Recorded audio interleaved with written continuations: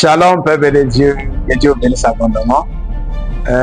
J'aimerais partager avec vous et puis prier avec vous dans le nom de Jésus-Christ. On doit prendre dans le livre de Marc 11, je lis le verset 23. La Bible dit ceci: je vous le dis en vérité, si quelqu'un dit à cette montagne, ôte-toi de là et jette-toi dans la mer, et s'il ne doute point en son cœur, mais croit que ce qu'il dit arrive, il le verra s'accomplir. Amen.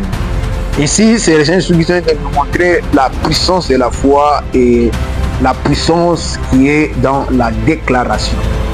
Des fois, tu te poses la question: pourquoi moi, lorsque je déclare, rien n'arrive? Pourquoi moi, lorsque je parle, je ne vis pas mes paroles?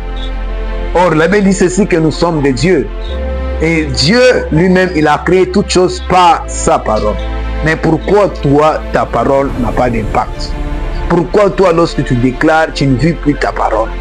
Pourquoi toi-même, quand tu déclares sur les gens, tu ne vois même pas la manifestation?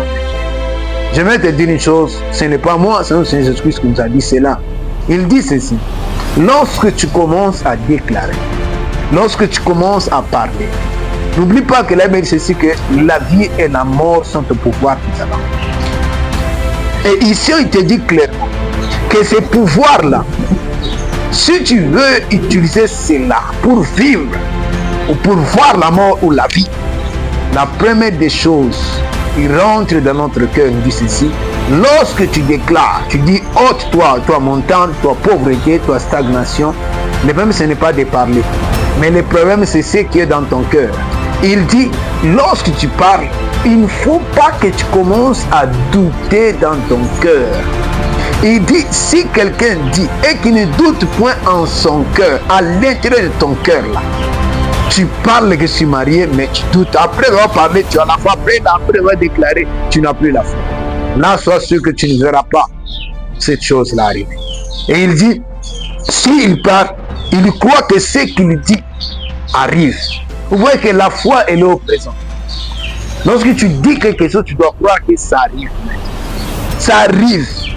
Donc dans le monde spirituel, déjà, la chose existe. Dans le monde spirituel, déjà, tu vis cette chose-là. Comme tu dis, je suis un homme puissant. Dans le monde spirituel, même les sorciers, le diable, il sait que tu es puissant. Mais le problème qu'il a, c'est lorsque tu commences à douter. Lorsque tu commences à douter, après la prière, qu'est-ce que tu fais? Après la prière, qu'est-ce qui se passe dans ton cœur? Après la prière, après avoir demandé qu'est-ce qui se passe dans ton cœur? Il faut que tu développes la foi dans ton cœur.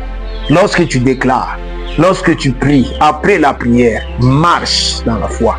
Et ici, il dit ceci: mais qui croit que ce qu'il dit arrive, il le verra s'accomplir. Mais il n'a pas dit que ça arrive maintenant. Il le verra s'accomplir. Lorsque tu confesses, tu verras cela s'accomplir dans les jours à venir. Maintenant, tu dois garder le standard de ta foi et de ta parole. Tu dois rester au même niveau, comme tu avais déclaré. Demeure comme ça. Ne change pas de mots. Ne change pas tes paroles.